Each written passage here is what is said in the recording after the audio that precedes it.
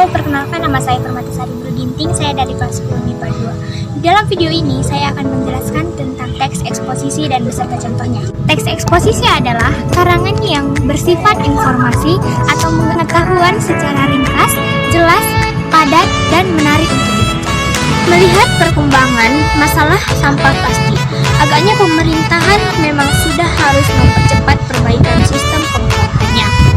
Indonesia memiliki populasi pesisir sebesar 187,2 juta yang setiap tahunnya menghasilkan 3,22 juta ton sampah plastik. 0,48 sampai 1,29 juta ton dari sampah plastik tersebut diduga menjamari lautan. Data tersebut juga menunjukkan bahwa negara Indonesia merupakan negara dengan jumlah pencemaran sampah plastik ke laut terbesar kedua di dunia. Cina memimpin dengan tingkat pencemaran sampah plastik ke laut sekitar 1,23 sampai 3,53 juta ton per tahun. Dampak untuk Indonesia tentu saja populasi akan meningkat. Kualitas lingkungan hidup sudah tentu akan tercemar. Sudah bukan rahasia lagi, Indonesia adalah salah satu antara pusat dari ekosistem laut dunia. Perairan Indonesia merupakan rumah dari 76 spesies karangan, hutan bakau, dan padang lamun. Sebagai spesies perikanan, tentu akan terganggu dengan adanya sampah plastik.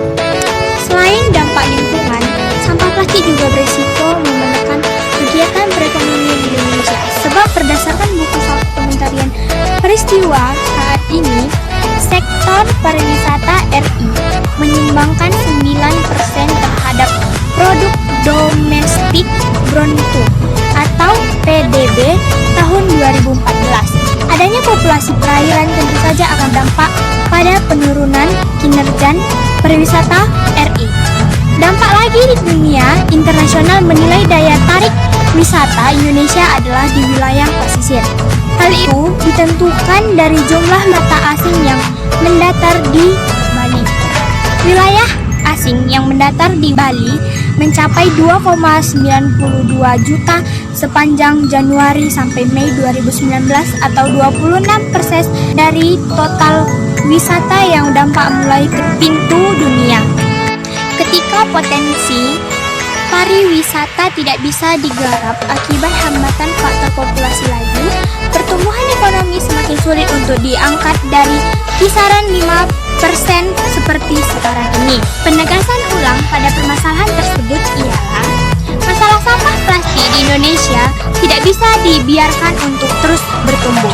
Pemerintahan diharapkan untuk lebih tegas dan membuat kebijakan untuk mengatasi masalah sampah plastik yang tersebut berkembang di Indonesia. Selain itu, diperlukan adanya kerja cerdas dan kerja keras untuk tersinergi antara pemerintahan dalam mengatasi masalah sampah ini.